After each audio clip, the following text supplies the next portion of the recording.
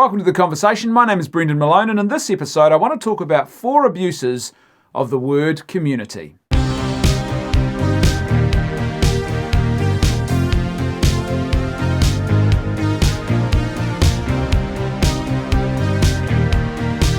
Increasingly in the West, we now find ourselves living lives that are very atomized. There's a very intense focus on the autonomous, self-choosing individual as the sort of the norm of society. And heck, even when I talk about society, it's kind of hard to have a society if the norm is the autonomous, self-choosing individual, because to have a society, you've really got to look beyond yourselves. But there's a big problem with this, because we're not really made for radical individualism. We're not made to be atomized. We find the fullness of our human flourishing and the fullness of the human experience, and really the fullness of our own individual self, ironically, is only really found in relation to each other. And for that, you need authentic community. And that's why today I want to focus on what I think are 4 abuses of the word community, because when we abuse that word, we actually start to cloud our judgment and we lose sight of what authentic community actually is. And as I said, that's a real problem for all of us. So the first abuse of the word community is when people speak about the online community, or they speak about being with a group of people in an online space and they refer to that as a community. Now, I've got to put my hand up here.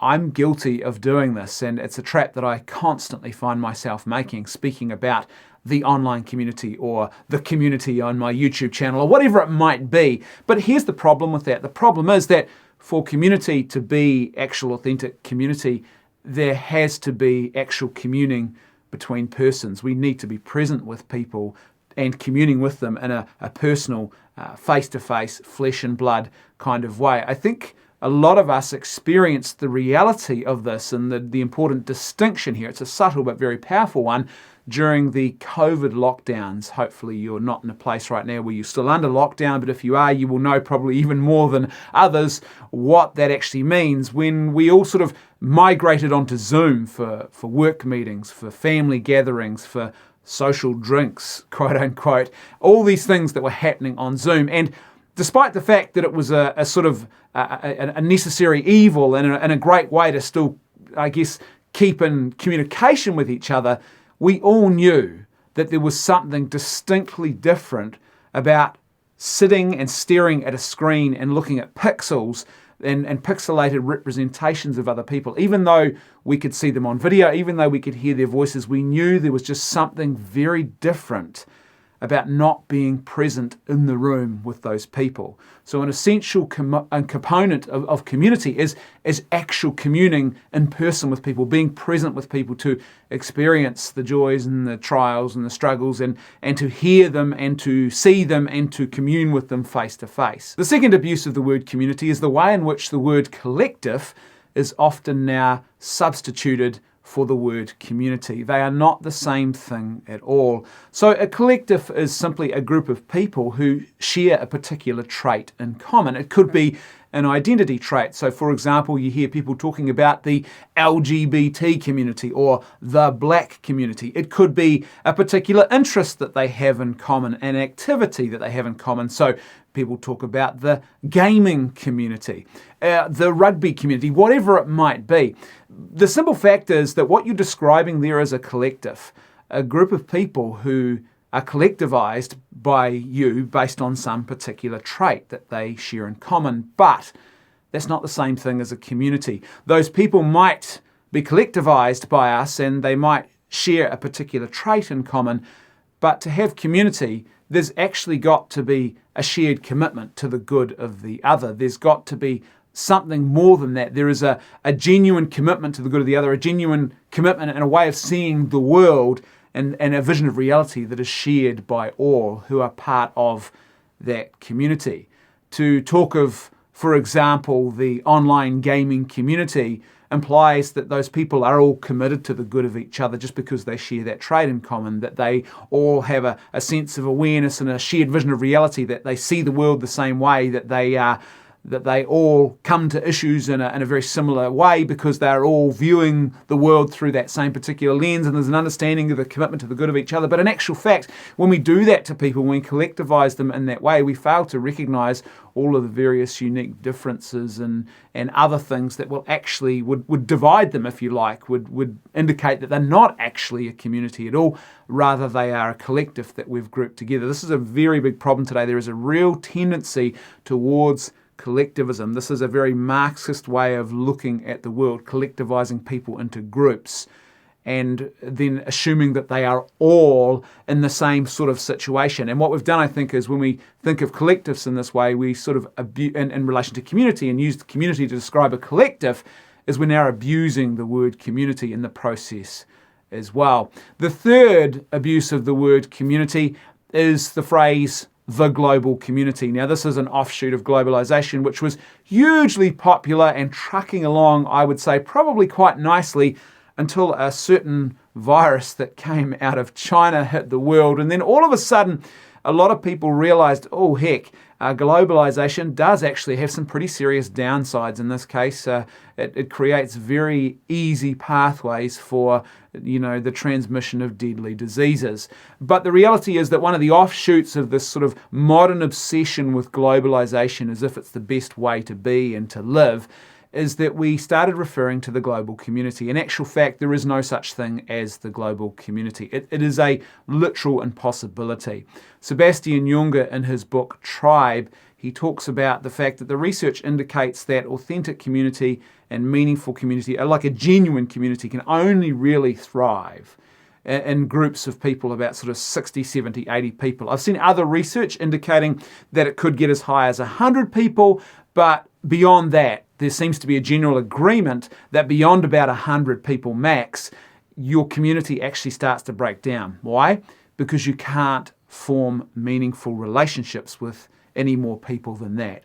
So if I can't form meaningful relationships with, say, 200 people, I can't form a community with 200 people, then there is no way possible for me to form a community with billions of people. So to speak of the global community is an abuse of the word community. And the fourth and final abuse of the word community is when we think of the geographical, and we often substitute people who are grouped together geographically for the word community. So people who perhaps live in the same area, we refer to them as the community of downtown New York, or the community of Burwood, or the community of Auckland, whatever it might be. In actual fact, it's not enough just to live even perhaps right next door to people, to be that geographically close together. To have community is something different. Again, it's more than just being close, being grouped together, or living closely aligned with or geographically in a very close proximity to other people. Community, authentic community, is actually relational. It's about a shared commitment to the other. It's not simply about being near other people. So if those are the abuses, then what are the four flip sides that we need to think about when we think about authentic community? Well, I would suggest, first of all, it has to be personal. So community has to be done in person, person to person.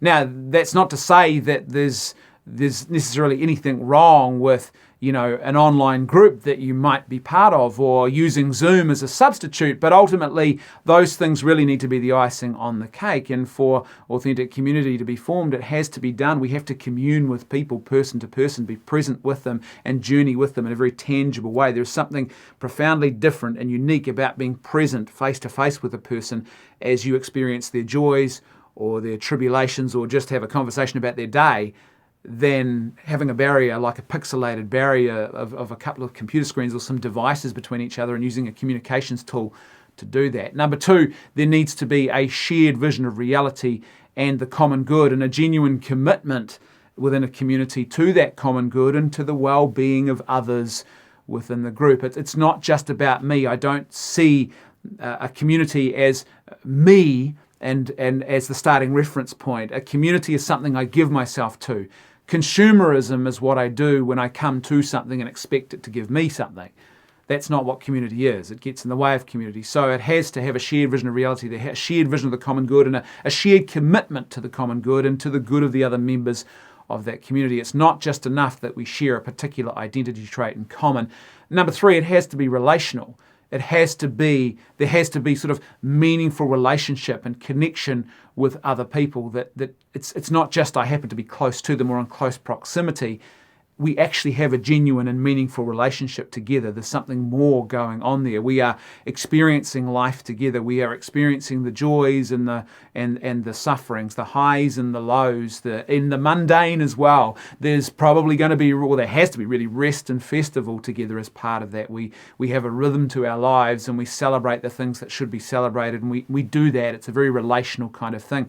And lastly, it has to be local, because you can't experience the other 3 if you're not actually in close proximity to people to be able to do that. So to form meaningful community, there has to be something that is lived out locally. So why does this all matter? Well, because as I said, the human person is made for community. It's only in community that we find the fullness of flourishing and the fullness of the human experience. And in order to actually live out authentic community, we need to have a good understanding of community and not continue to accept various abuses of the word community, because these abuses are shaping our thinking. Our thinking is going to shape our attitudes, and our attitudes are going to shape our behaviors. So it's really important that we start at the very beginning with a very clear and authentic, truthful understanding of what community is, so that our behaviors in relation to others will lend themselves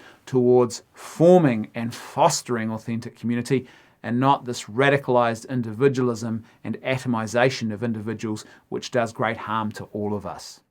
Thanks for watching this episode of The Conversation. Don't forget to like, share, and give this video a thumbs up. That all helps the channel. And wherever you're watching, please subscribe. If you're on YouTube, don't forget to hit the little notifications bell as well. That way you'll get updated about every new piece of content that we publish. A huge thank you to everyone who is supporting us at patreon.com/leftfootmedia. For as little as $1 a month, you can help to ensure that this great content keeps happening. So that's patreon.com/leftfootmedia. As little as $1 a month, or as much as you'd like to contribute. And a huge thank you, as I said, to everyone who made today's episode possible. You guys are awesome. I'll see you next time on The Conversation.